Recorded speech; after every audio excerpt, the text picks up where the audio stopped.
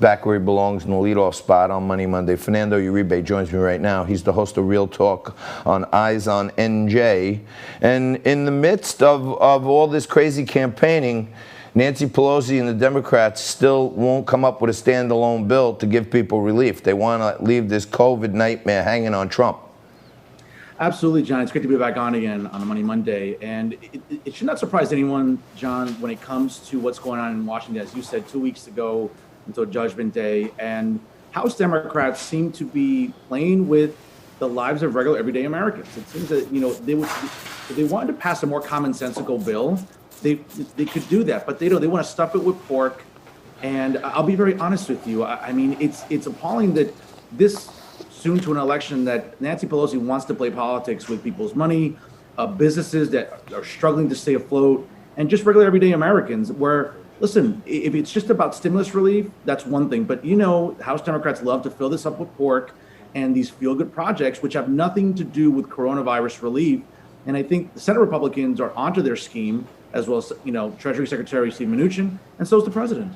Well, it seems like Mnuchin is trying to play the good soldier here and find a way to come to some relief bill that the Democrats will let stand alone and get people some more relief.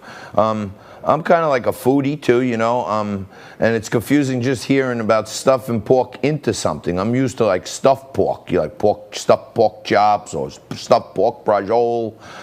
It's like backwards with these people. Hey, Fernando. Do you think, in your view, that Nancy Pelosi will act before Election Day?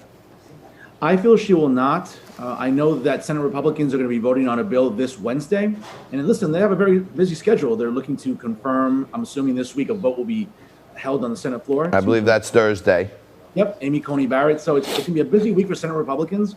I feel that they want to pass a bill on Wednesday. I know that Senate Republicans and the president are still a little far off on the numbers per se, but it seems like when you look at the Senate Republican bill, it's predicated on coronavirus relief, PPP resources, as well as helping businesses. And this is the problem, though, John, that Democrats feel that the American people aren't watching this with open eyes and seeing that, Pelosi and House Democrats just want to stuff down our throats these ridiculous feel-good projects, which is what they're all about. And that's not helping the regular everyday American right now that's still struggling during COVID. Now, I don't know if you noticed, but I'm sporting a pink tie today in obviously observation of Breast Cancer Awareness Month.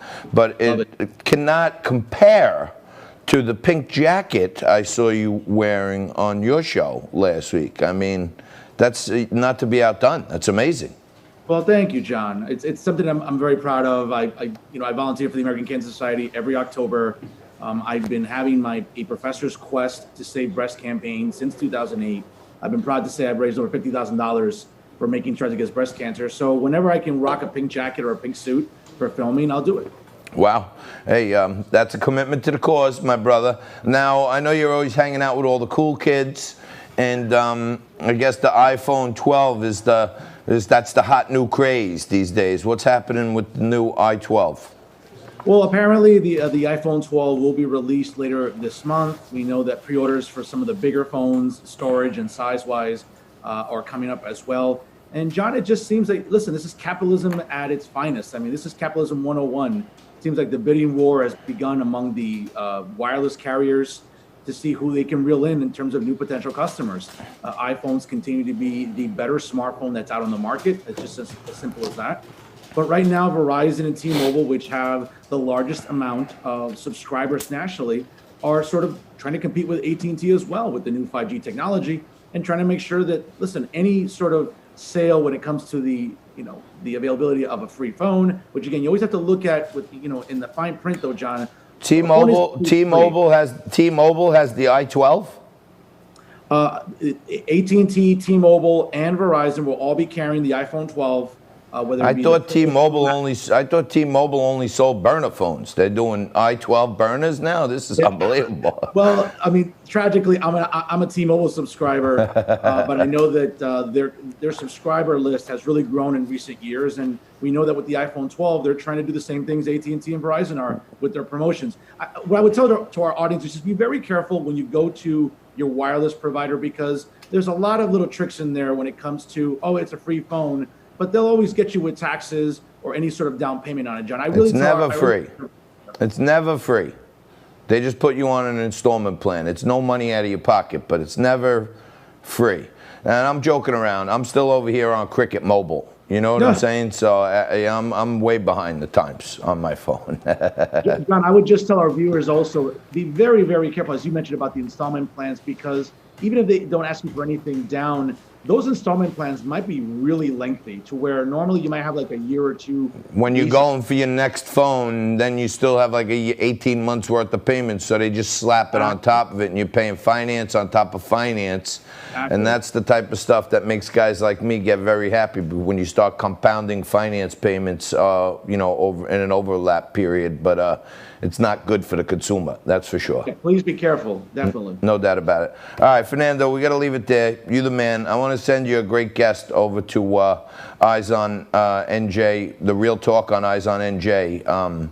Good friend of mine, never been involved in politics, didn't like that her kid's school had a Black Lives Matter, sponsored a Black Lives Matter event on the campus. She got so much pushback that she said, hey, I want to get involved, and she didn't realize how political it could get, to the point where, they're painting her a racist and a Nazi and all this other stuff because the political class they don't like outsiders. You know what I mean? They don't like new entrants. That scares them the most. So maybe you can help. You look into it. Maybe it'll be a great story for Real Talk. All right, my brother. Thank you so much. Appreciate it, as always. Take care, John. All right. Okay. We have a moment here before we're joined by the esteemed former congressman from Staten Island, Brooklyn, one Vito Fossella. But what I want to talk about and what I want Vito to talk about next is all we have seen from Joe Biden and Kamala Harris are contradictions. Okay? It's contradiction after contradiction after contradiction. Okay? She says she's definitely against fracking. Joe was against fracking. He was banning fracking. Now she's saying she's banning fracking, and Joe's saying he's not banning fracking. They're pressed on taxes. She says he's going to take away all the Trump tax cuts. Joe says he has a tax plan that's only going to hit people over $400,000. Okay. The main one that they will not answer is about packing the Supreme Court. Here are their contradictions on many issues, and I'm going to leave you with this. We'll come back with Vito Fossella and break down what I think is a key issue to this election, packing the court, and what it means to you and me. Smart because he can take advantage of the tax code. And he does take advantage of the tax code. That's why I'm going to eliminate the Trump tax cuts. And I'm going to eliminate those tax cuts. The truth and the fact is, Joe Biden has been very clear. He will not raise taxes on anybody who makes less than $400,000 a year. He said he's going to repeal the Trump tax cuts. Mr. Vice President, I'm speaking. Well, I'm speaking. It'd be important if you said the truth. Joe Biden said twice in the debate last week that he's going to repeal the Trump tax cuts. That was tax cuts that gave the average working family $2,000 in a tax break every single year. I am not banning fracking. Let me say that again. I am not banning fracking. No new fracking. Would there be any place for fossil fuels, including coal and fracking, in a Biden administration? No, we would work it out. We would make sure it's eliminated and no more subsidies for either one of those. So, first of all, I will repeat, and the American people know, that Joe Biden will not ban fracking. That is a fact.